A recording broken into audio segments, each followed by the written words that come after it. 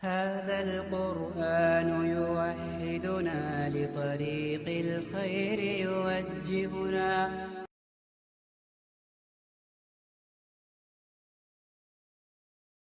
الله أكبر الله أكبر.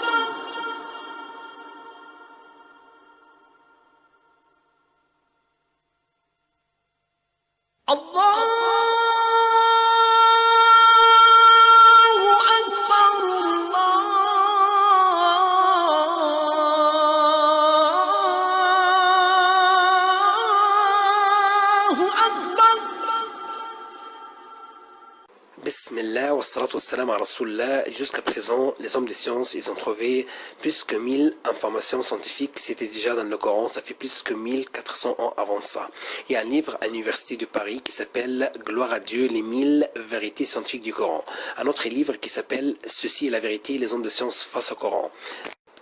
Notre frère suisse converti à l'islam, il va nous parler aujourd'hui, Inch'Allah, d'un nouveau miracle scientifique dans le Coran concernant la viande du porc.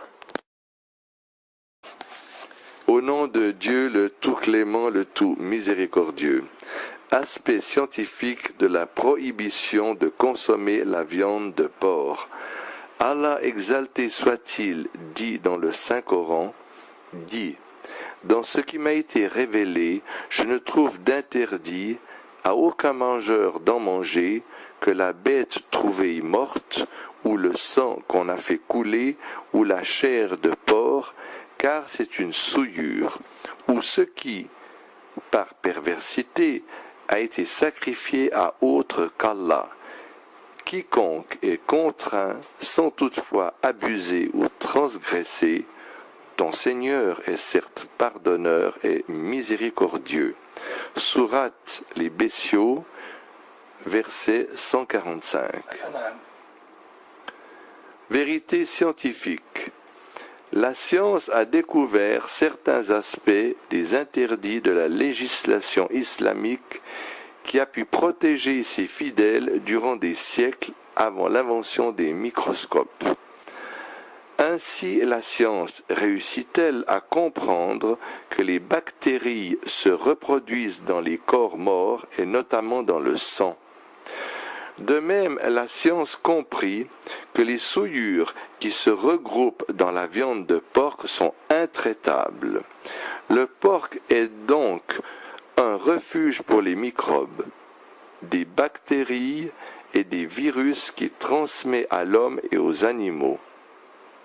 Certains de ces bactéries et de ces microbes sont propres au porc, tels que la dysenterie balantidienne, le Trichinella spiralis, le Taenia solium, la cysticercose.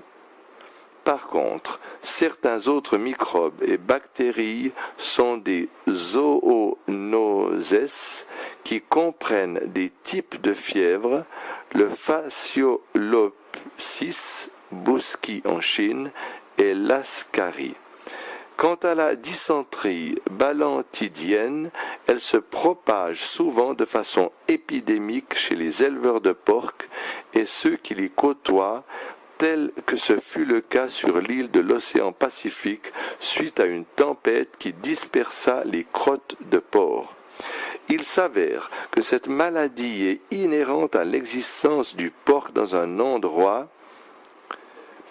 et ce même dans les pays développés, contrairement aux fausses opinions qui affirmaient la possibilité de surpasser le manque d'hygiène du porc en usant de moyens technologiques modernes qui sont à même de rendre insensée toute interdiction de la consommation de viande de porc, notamment en Allemagne, en France, aux Philippines et au Venezuela.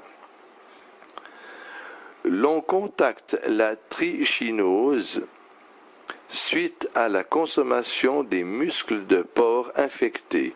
Les trichinoses femelles rongent les parois de l'intestin afin d'y émettre des larves qui atteignent à peu près 10 000 larves. Ces larves se déplacent par le biais du sang vers les muscles afin d'y former des vésicules contagieuses. Quant au T. spiralis, l'on le contracte suite à la consommation de muscles de porc infectés. Les larves du T. spiralis croissent dans l'intestin de l'homme et atteignent 7 mètres de long et sont dotées de têtes épineuses qui détruisent les parois de l'intestin et causent l'anémie. Chacune de ces larves a 4 suçoirs et un cou qui favorise la production de cellules androgynes, qui paraissent être une espèce particulière qui atteignent souvent 1 millier et dont chacune produit plus d'1 millier d'œufs. L'on contracte le cysticercose suite à la consommation d'aliments infectés par les œufs dont les larves sortent et atteignent les organes par le biais du sang. Et l'on évalue la gravité de la maladie selon le degré d'infection. D'autre part, il faut noter que cette maladie n'est aucunement causée par le Taenia saginata des vaches qui a une tête non épineuse et partant est moins nocif. Aspect miraculeux.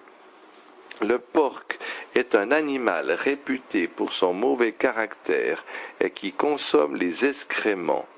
Par mépris, certains idolâtres sont allés jusqu'à considérer le porc comme un animal qui tue les symboles du bien. Selon les légendes, c'est le porc qui tua Horus chez les anciens Égyptiens, tout comme il tua Adon chez les Cananéens. Adonis chez les Grecs et Attis en Asie mineure. Dans l'ancienne Égypte, l'élevage de porcs était considéré comme un sot métier que seuls les indigents acceptaient d'exercer, raison pour laquelle il y était interdit que les éleveurs de porcs adhèrent au temple, tout comme il leur était défendu d'épouser des filles autres que les filles de leurs collègues. Par ailleurs, il était exigé que toute personne qui touche à un porc fasse un bain rituel. D'autre part, le porc était également interdit aux gens du livre, bien que ces derniers aient contrevenu à cette interdiction. Quant au Coran, il a donné la raison de l'interdiction de la consommation de la viande de porc en ces termes. C'est une souillure. Il va de soi que le mot souillure est un mot qui a une connotation générale qui comprend tout ce qui est sale et nocif. Il faut signaler que le Coran interdit la consommation de la viande de porc dans les 3 passages ci-après. Allah, exalté soit-il, dit « Certes, il vous est interdit la chair d'une bête morte, le sang, la viande de porc et ce sur quoi on a invoqué un autre qu'Allah. Il n'y a pas de péché sur celui qui est contraint sans toutefois abuser ni transgresser, car Allah est pardonneur et miséricordieux. Sourate numéro 2, la Génisse, verset 173. Il dit aussi, exalté soit-il, il vous a en effet interdit la chair de la bête morte, le sang, la chair de porc, et la bête sur laquelle un autre nom que celui d'Allah a été invoqué. Mais quiconque en mange sous contrainte et n'est ni rebelle ni transgresseur, alors Allah est pardonneur et miséricordieux. Sourate les abeilles, verset 115. Il dit enfin, exalté soit-il, vous sont interdits la bête trouvée morte, le sang, la chair de porc, ce sur quoi on a invoqué un autre nom que celui d'Allah, la bête étouffée, la bête assommée ou morte d'une chute ou morte d'un coup de corne est celle qu'une bête féroce a dévorée, sauf celle que vous égorgez avant qu'elle ne soit morte. Vous sont interdits aussi la bête qu'on a immolée sur les pierres dressées, ainsi que de procéder au partage par tirage au sort au moyen de flèches, car cela est perversité. Sourate la table, verset 3.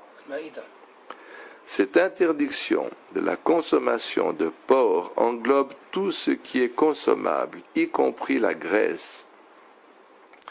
L'interdiction de la graisse de porc aux Juifs était vraisemblablement liée à l'interdiction de la chair.